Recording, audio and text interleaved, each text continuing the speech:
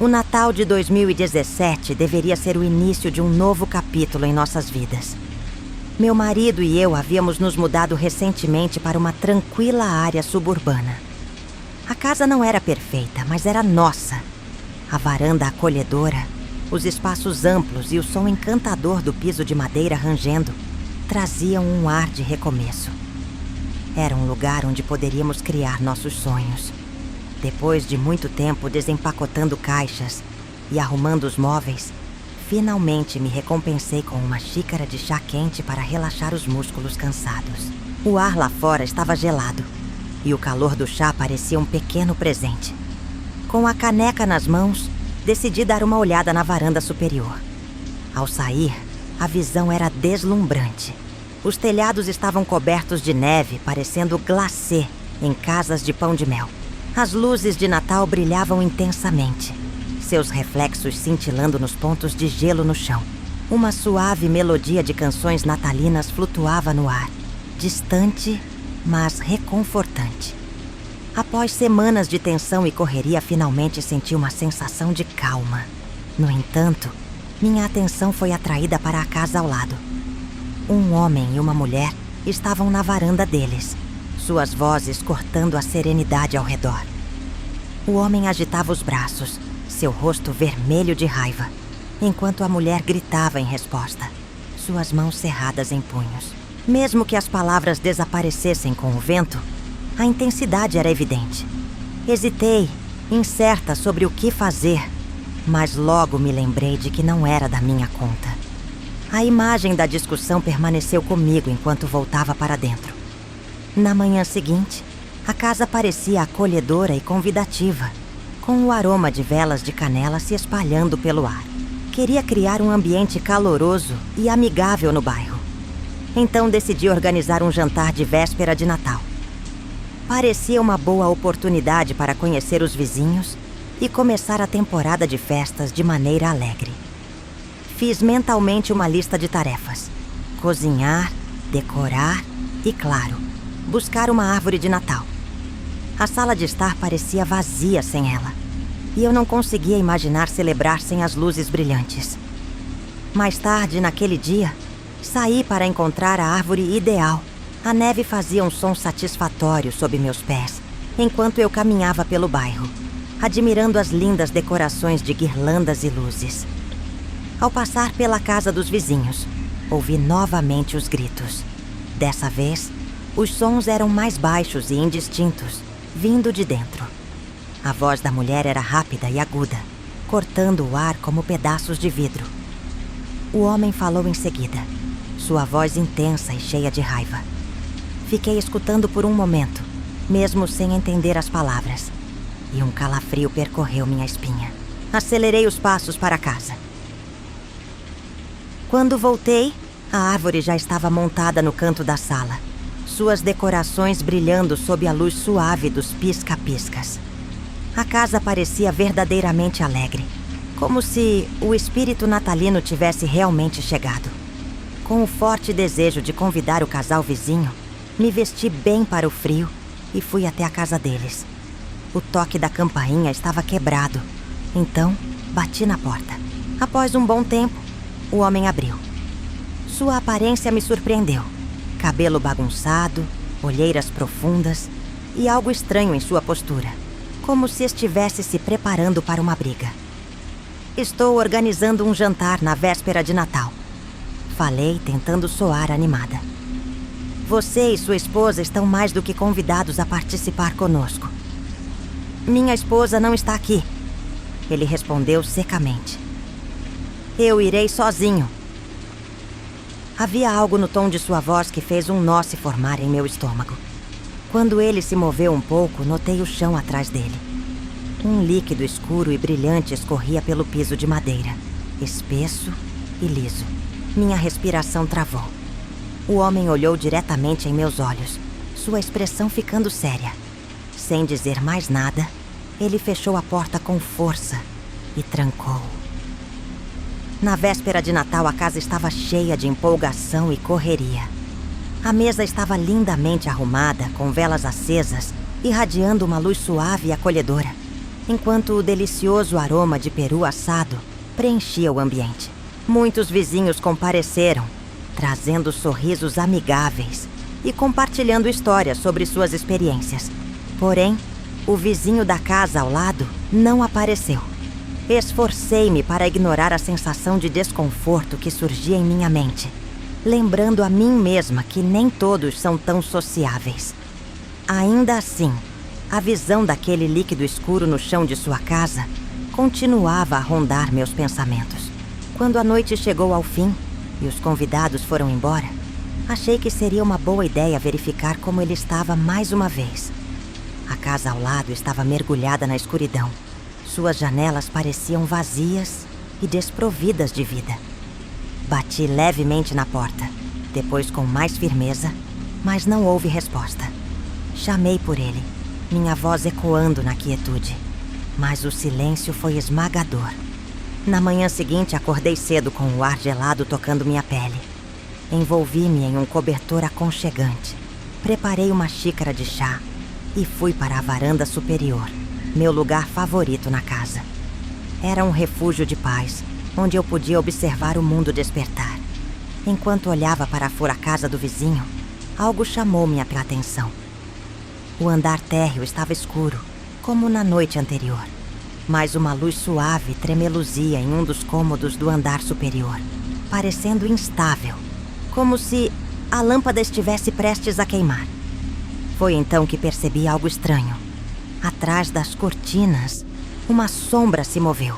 Uma figura estava parada ali, imóvel por um breve momento, antes de desaparecer nas sombras. Meu coração disparou no peito. Será que era ele? Será que sua esposa tinha voltado? Rapidamente voltei para dentro, trancando a porta atrás de mim. Mais tarde, naquela noite, tentei distrair minha mente com um livro ao lado da lareira. O calor reconfortante do fogo mal aliviava minha ansiedade, e o silêncio da casa parecia pesado e sufocante.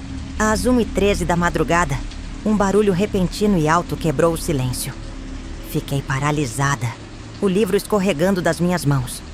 O barulho se repetiu, mais urgente dessa vez. Com as pernas pesadas, fui até a porta e olhei pelo olho mágico. Era ele. O vizinho estava na minha varanda, sua respiração formando pequenas nuvens no ar gelado. Ele segurava uma arma na mão, o cano brilhando suavemente sob a luz da varanda. Dei um passo para trás, minhas mãos tremendo enquanto pegava meu telefone. Liguei para a polícia, relatando minha situação em voz baixa para a atendente, cada palavra saindo como um desafio. O homem permaneceu imóvel, apenas olhando para a porta. Quando a polícia chegou, eles cercaram o homem rapidamente. Ele se entregou sem resistência, enquanto eles tiravam a arma de suas mãos e o algemavam. Enquanto o levavam para o carro, ele gritou: "Você matou minha esposa, e eu vou te matar também." A polícia me levou para interrogatório, investigando as acusações dele por horas. No fim, fui liberada após ser considerada inocente. Voltei para casa exausta, mas com a sensação de que o pesadelo ainda não havia acabado. Os policiais entraram na casa ao lado, suas lanternas iluminando a escuridão. Pouco tempo depois, um deles saiu com o rosto pálido. Mais tarde, me informaram que o corpo dela estava no andar superior, suspenso do teto, com sangue escorrendo da cabeça, onde havia sido atingida. A poça de sangue no chão era a mesma que eu havia notado dias antes. O homem não voltou. A polícia não compartilhou muitos detalhes da investigação, e eu me senti relutante em fazer mais perguntas. Mas a imagem dela, imóvel e balançando suavemente no cômodo fracamente iluminado, continuava a me assombrar. Por semanas, a casa ao lado permaneceu quieta e sem luz.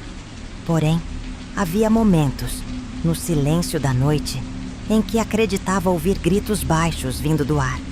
Às vezes, ao olhar para a janela do andar superior, pensava ver uma figura vaga me observando, desaparecendo na escuridão assim que eu piscava.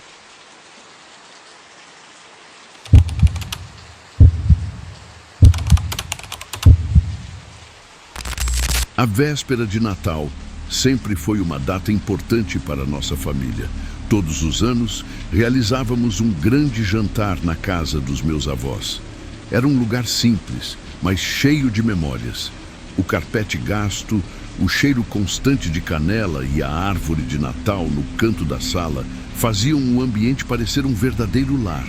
Naquele ano, a casa estava iluminada com luzes coloridas, a árvore cercada por presentes e o aroma de peru assado e presunto assado se espalhava pelo ar. A noite começou como qualquer outra véspera de Natal. Parentes chegavam aos poucos, alguns trazendo pratos deliciosos, outros apenas histórias para contar. Meu tio Paulo apareceu com sua famosa salada de maionese, enquanto minha tia Helena trouxe um bolo que parecia ter sido comprado de última hora.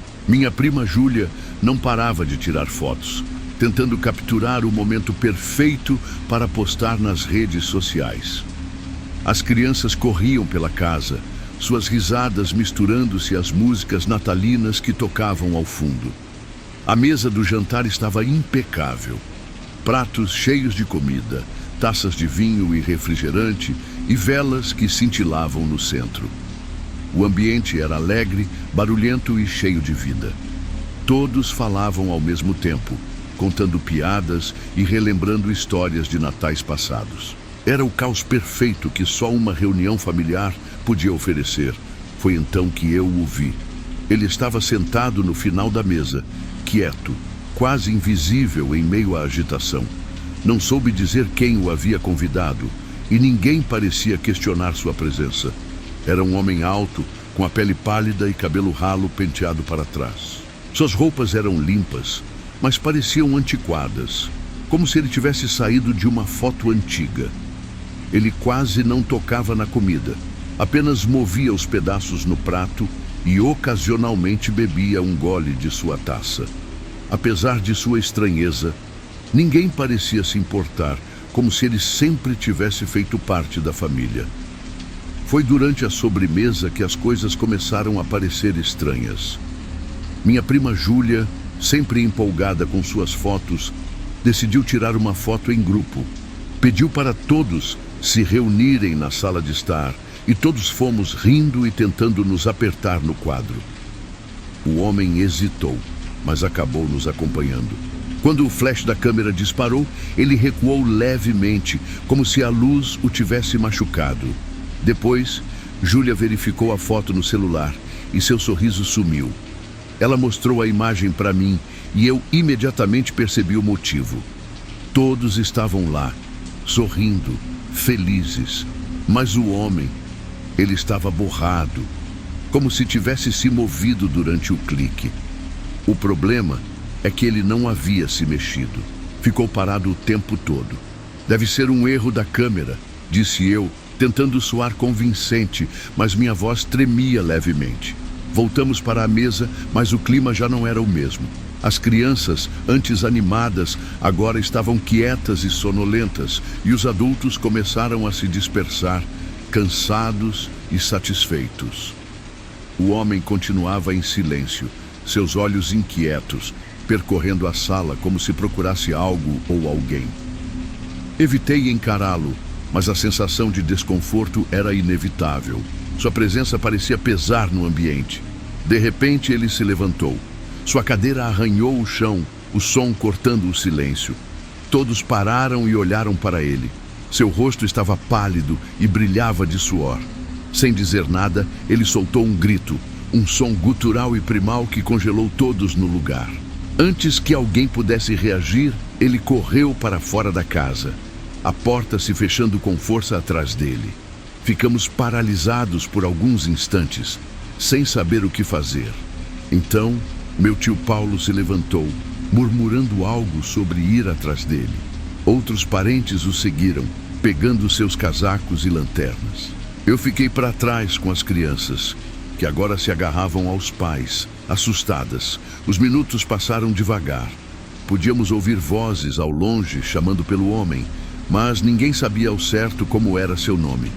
Depois de um tempo que pareceu uma eternidade, o grupo de busca voltou, de mãos vazias. Eles seguiram as pegadas dele até a floresta atrás da casa, mas elas simplesmente paravam. Não havia sinal dele, nem outras marcas na neve, apenas silêncio. A polícia foi chamada e fez algumas perguntas. Eles vasculharam a área, mas não encontraram nada. O mais estranho foi que ninguém conseguia descrever o homem com precisão. Alguns diziam que ele tinha cabelo castanho, outros juravam que era preto. Minha tia insistia que seus olhos eram verdes, mas eu lembrava deles como cinzentos. Era como se ele fosse uma pessoa diferente para cada um de nós. O resto da noite foi tenso. Ninguém queria ficar, mas também ninguém tinha coragem de sair. A alegria e o calor que haviam preenchido a casa antes haviam desaparecido, substituídos por um silêncio inquietante. Quando finalmente voltamos para casa, eu não conseguia me livrar da sensação de que algo nos observava da floresta. No dia seguinte, o Natal parecia vazio. Tentamos seguir com as tradições, abrir presentes, fingir normalidade, mas o peso do desaparecimento do homem pairava sobre nós. A polícia ligou dias depois, informando que o caso havia sido encerrado. Era apenas mais uma pessoa desaparecida em um mundo cheio delas. Semanas se passaram, mas eu não conseguia esquecer aquela noite. Parei de ir às reuniões de família e até evitei visitar meus avós. A casa deles já não parecia acolhedora como antes. Alguns meses depois, recebi uma mensagem de Júlia. Ela estava revendo as fotos daquela noite e encontrou algo. Era outra foto em grupo, tirada mais cedo. No canto da imagem, perto da porta, estava o homem, mas ele não olhava para a câmera. Seus olhos estavam fixos em mim e seu rosto exibia um sorriso distorcido que me deu calafrios. Apaguei a mensagem e bloqueei o número de Júlia. Eu não queria saber de mais nada.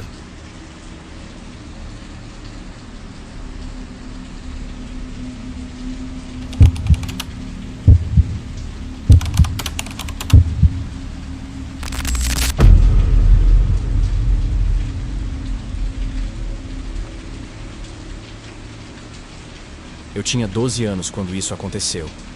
E mesmo com o passar dos anos, ainda consigo lembrar de cada detalhe como se fosse ontem. Era dezembro, apenas algumas semanas antes do Natal. O ar estava frio e a neve cobria o chão, suavizando os sons e deixando tudo com uma aparência estranha e quieta. Eu estava voltando para a casa da escola, chutando pequenos montes de neve com minhas botas.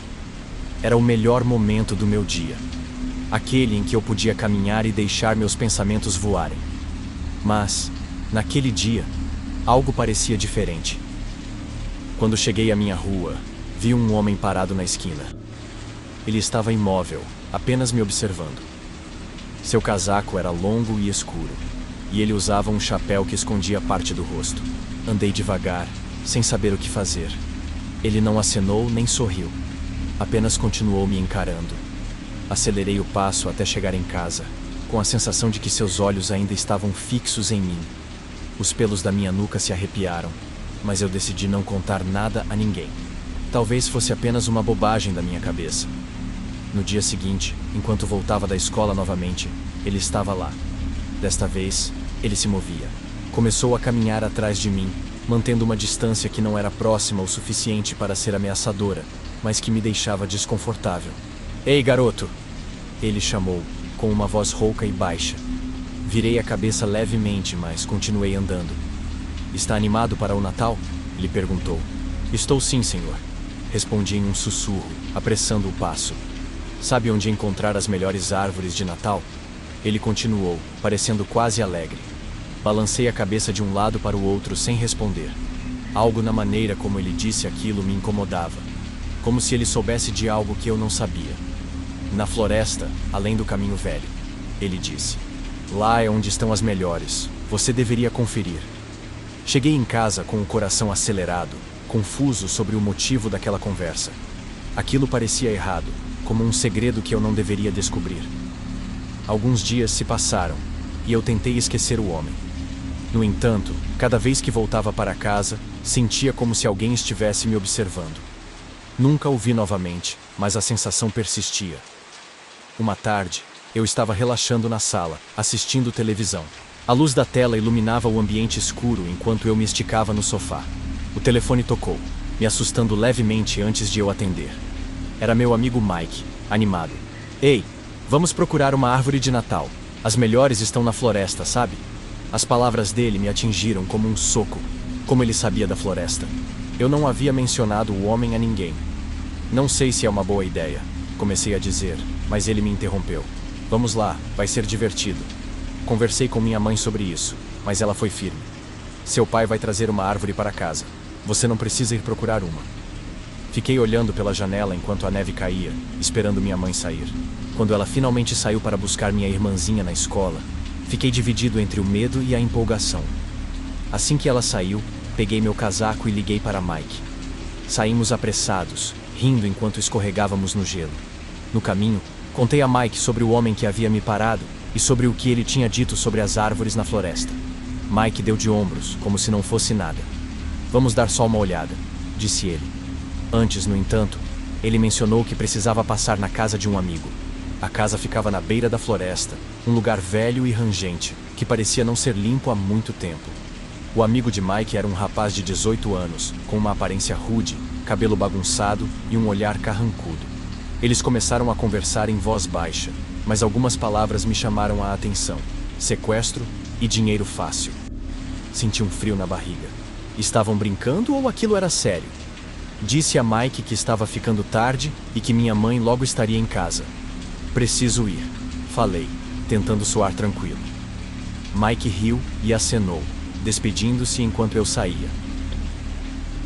O caminho de volta para casa atravessava uma trilha pela floresta. Era mais curto, mas também mais isolado. A neve cobria tudo, abafando os sons, exceto o leve rangido das minhas botas. Estava no meio da trilha quando meu cadarço desamarrou.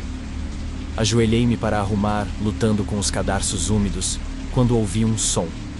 Um leve estalo na neve, vindo de trás de mim. Congelei.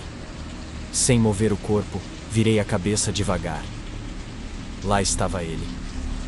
O homem da esquina agora usava roupas escuras e uma máscara que escondia completamente seu rosto. Meu peito se apertou quando ele começou a se aproximar. Sem pensar, levantei-me e corri. Minhas botas escorregavam na neve, mas eu não parava. Podia ouvir seus passos atrás de mim, mais rápidos e altos que os meus. As árvores passavam por mim como borrões enquanto eu corria, o ar gelado queimando meus pulmões. Pare! Ele gritou, sua voz ecoando pelas árvores. Por favor, volte, ou algo muito ruim vai acontecer com você e sua família. Meus olhos se encheram de lágrimas, mas continuei correndo. As sombras das árvores pareciam engolir tudo ao meu redor, e eu já não sabia onde estava. Minhas pernas doíam, e meu coração parecia que ia sair do peito, mas eu não podia parar. Vi um tronco de árvore caído coberto de neve. Sem pensar, pulei atrás dele, pressionando-me contra a madeira fria. Minha respiração estava pesada, e eu tinha certeza de que ele podia ouvir meu coração disparado. O som dos passos ficou mais lento. Ele estava perto. Muito perto. Saia! Ele gritou, sua voz cheia de raiva. Estou falando sério. Fechei os olhos com força, desejando desaparecer. Depois de um tempo que pareceu uma eternidade, os passos desapareceram. Esperei até contar até 100 antes de me mover. Caminhei devagar, tentando encontrar meu caminho de volta, cada sombra parecendo ele, cada ruído me assustando. Enquanto caminhava pela floresta, a neve caía mais forte, tornando cada vez mais difícil enxergar o caminho.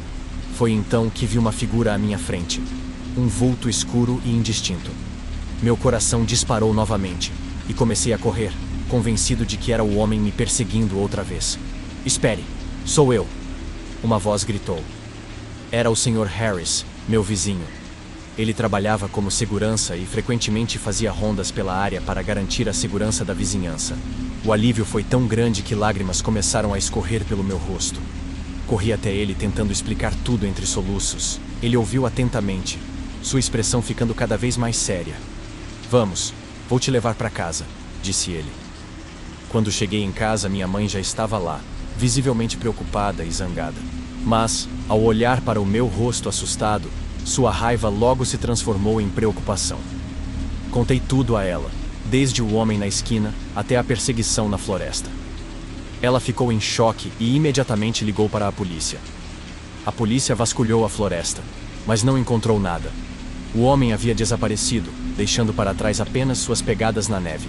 Eles disseram que poderiam reforçar a segurança no local, mas sem mais informações, não havia muito o que fazer. Depois disso, minha mãe não me deixou sair sozinho por um bom tempo, e eu não insisti. A ideia de encontrar aquele homem de novo era algo que eu não podia suportar. Mas, mesmo com o passar dos anos, nunca esqueci o que aconteceu naquela floresta. A lembrança do som dos passos dele se aproximando e da máscara escondendo seu rosto ainda me assombra. E às vezes, quando ando sozinho, sinto como se alguém estivesse me observando novamente.